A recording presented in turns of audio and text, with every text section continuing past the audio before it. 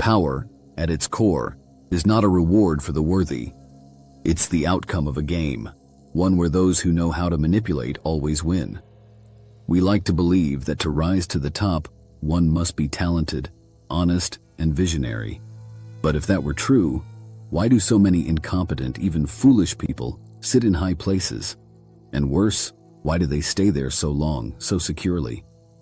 Niccolò Machiavelli, the infamous political thinker of the Renaissance, may have given us the most bitter answer. In The Prince, he wrote, "It is not necessary to have all the good qualities, but it is very necessary to appear to have them. The untalented don't need to be good, they just need to look good. They don't need to control reality, only to create the illusion that they do." This video isn't here to tell you to be virtuous to be chosen. It's here to show you that power operates by very different, and sometimes terrifying, laws. So if you've ever wondered why a fool can hold power without being overthrown, maybe it's because they're not as foolish as you think.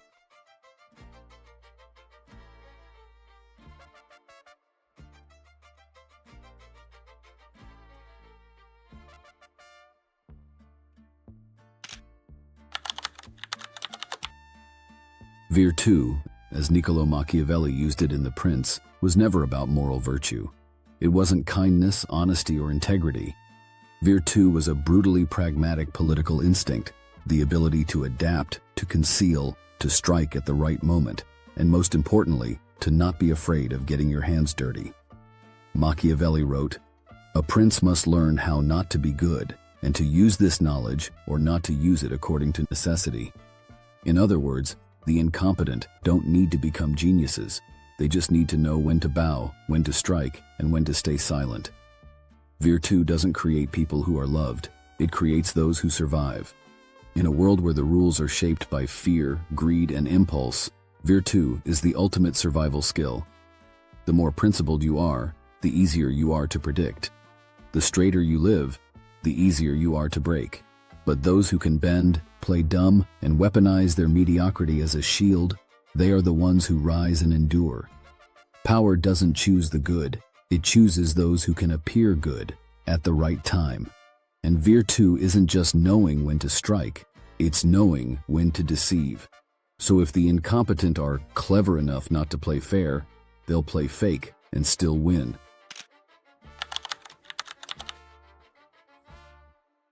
When you can't control reality, control perception.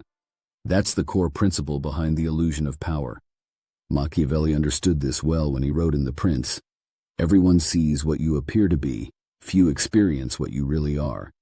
In other words, you don't need to do it. You just need to look like you did. The incompetent leader can't put out the fire, but he'll amplify the smoke, pretend it's under control, and step forward as the hero. He creates the crisis, then rescues people from it with a few strong statements, some rehearsed gestures, and a handful of vague statistics. It's not about taking real action. It's about creating the feeling of action. In politics, perception management beats reality management every time.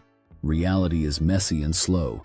Perception can be rewritten instantly, with a camera angle, a speech, or a well-timed hashtag. When the crowd needs comfort, those in power don't have to solve anything. They just have to soothe. And in that grand theater of illusion, those who act best outlive those who actually try to fix things.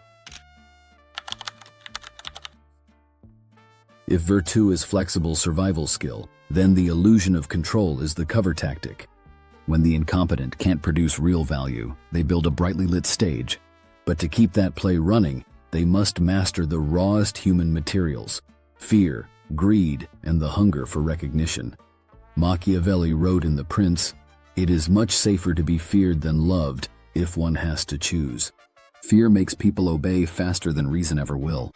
A clumsy but cunning leader knows how to sow anxiety. Over time, fewer words are needed to make people submit. And greed? A few favors, a promise here, a shiny reputation there, and the crowd will stay loyal for selfish gain. The darker problem is the need for recognition.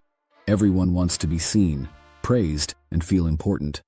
A shrewd but talentless operator can turn capable people into tools that serve his agenda by skillfully inflating their self-importance and tying it to his power. In discourses on Livy, Machiavelli reminds us, men are driven by two principal impulses, either by love or by fear. Once you hold that psychological key, even ordinary people can be made to steer entire organizational machines. From illusion to temptation, the ore that the incompetent mines isn't to break the system, it's to exploit it through psychological tactics. So the question is no longer, why are the stupid put in charge? It becomes, where exactly are we being manipulated, and which weakness are they using? When the incompetent have mastered psychology, the next step is simple: trigger emotion. Because in the end, people don't act by reason, but by feeling. Machiavelli knew this better than anyone. He didn't write for angels, he wrote for those who wanted to win. In The Prince, he said, "It is much safer to be feared than loved if you cannot be both. Better to make the people fear you. Fear forces obedience, while love fades with time." The truth is, a tearful speech or a dramatic rallying cry often carries more power than 100 pages of policy. People don't verify data, they check whether their skin tingles. And the weak, the unqualified, but instinctively cunning, understand that perfectly. They play the game of emotions, provoking fear, planting hope, and promising comfort. Once emotions are hijacked, reason doesn't stand a chance. Even the truth, no matter how right, always arrives too late. That's why in politics, the winner is rarely the one with the best solution, but the one who makes people feel understood, even if it's pure illusion. And when that illusion is strong enough, the crowd will gladly crown someone who never even wrote the script. Most modern leaders are not the authors of power, they're its actors. The real decisions about economy, policy, war are made backstage by advisors, tycoons, interest groups, and invisible hands. Machiavelli wasn't naive. He wrote in The Prince, "A wise prince should attract to himself men who are wise and give them full liberty to speak the truth to him." But he also knew the truly wise rulers seldom show their faces. They only need someone who can nod at the right time and deliver the lines convincingly. Those who are too smart, too independent, too unpredictable, they rarely get chosen. They threaten the system that values stability over truth.